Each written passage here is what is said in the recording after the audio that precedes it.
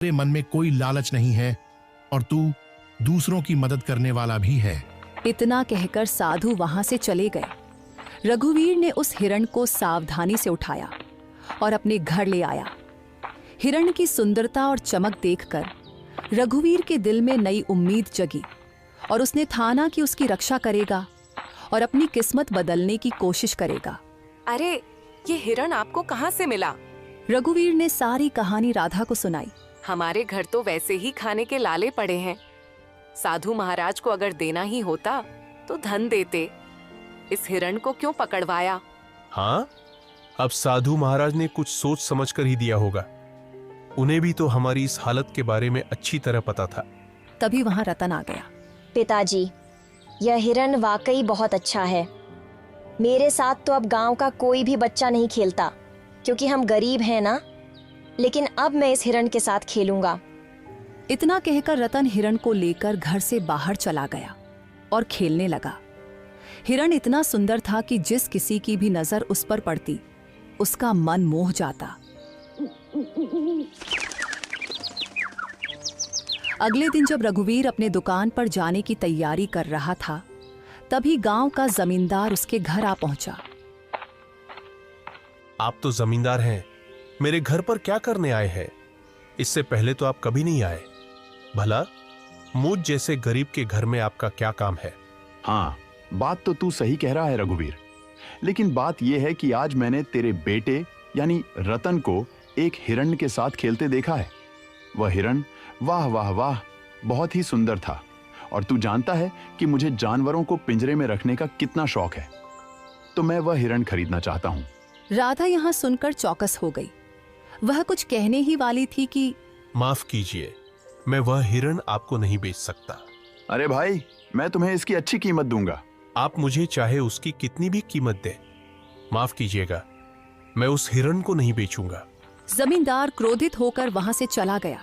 आपने ये क्या किया? जमींदार हमें इसकी अच्छी कीमत दे सकता था, हमारी हालत कुछ बेहतर हो सकती थी।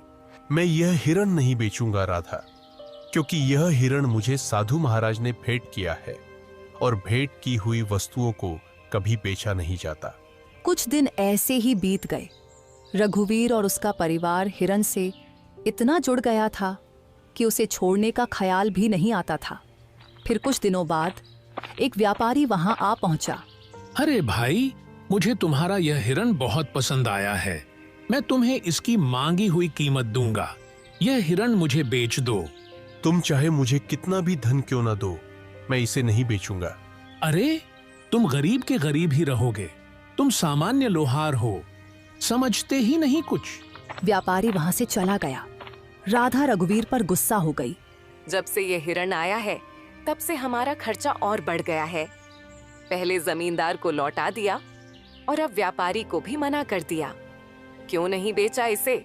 राधा, न जाने क्यों मुझे इस हिरण से अब एक खास लगाव हो गया है, और वैसे भी साधु महाराज ने कहा था कि इसे अपनी बेटी की तरह पालना।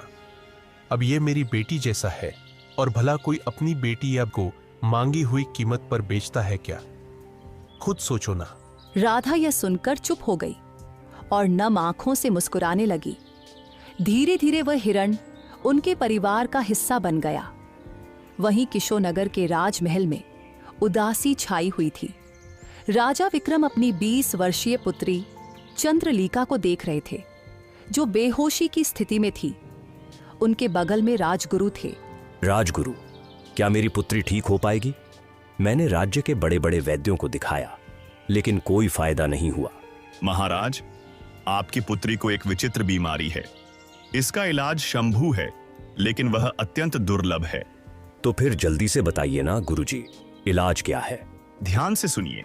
एक मायावी हिरण का आंसू और एक गरीब मनुष्य का आंसू, जब ये दोनों एक साथ मिलेंगे तो वे एक दिव्य पुष्प में बदल जाएंगे। उस पुष्प को राजकुमारी के शरीर पर स्पर्श कराना होगा, तभी वे स्वस्थ हो पाएंगी। तो फिर बताइए, वह मायावी हिरण कहाँ मिलेगा? मैं उसे किसी भी कीमत पर ढूंढ लाऊंगा। और गरीब की बात तो कीजिए ही मत। हमारे राज्य में गरीबों की कोई कमी नहीं है। आपने पूरी बात सुनी नहीं महाराज। अगर किसी गरीब को जबरदस्ती रुलाया गया तो वह आंसू व्यर्थ होगा। दोनों को अपने आप दिल से रोना होगा, तभी वह पुष्प प्रकट होगा। तो फिर क्या? तुम्हें पता है राजगुरु की वह हिरण इस समय किसके पास है? हाँ महाराज, मैंने साधना के दौरान यह देखा है।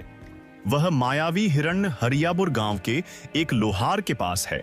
राजा विक्रम अपने मंत्री जगन्नाथ और 2 सिपाहियों के साथ हरियापुर की ओर रवाना हुए। कुछ ही देर में वे हरियापुर पहुंचे। वहां गांव का मुखिया दौड़ता हुआ आया। हमारे तो भाग्य ही खुल गए, राजा विक्रम पधारे हैं। मुझे तुम्हारी बातें सुनने में कोई दिलचस्पी नहीं है। बस इतना बताओ, क्या इस गांव में कोई लोहार रहता है जिसके पास एक हिरण है?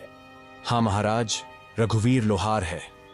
पूरे गांव को पता है कि उसके पास एक हिरण है, और वह हिरण किसी को देता भी नहीं है क्योंकि वह अत्यंत सुंदर है।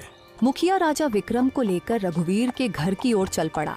मंत्री, 2 सिपाही और स्वयं राजा को देखकर रघुवीर चौंक गया। क्यों?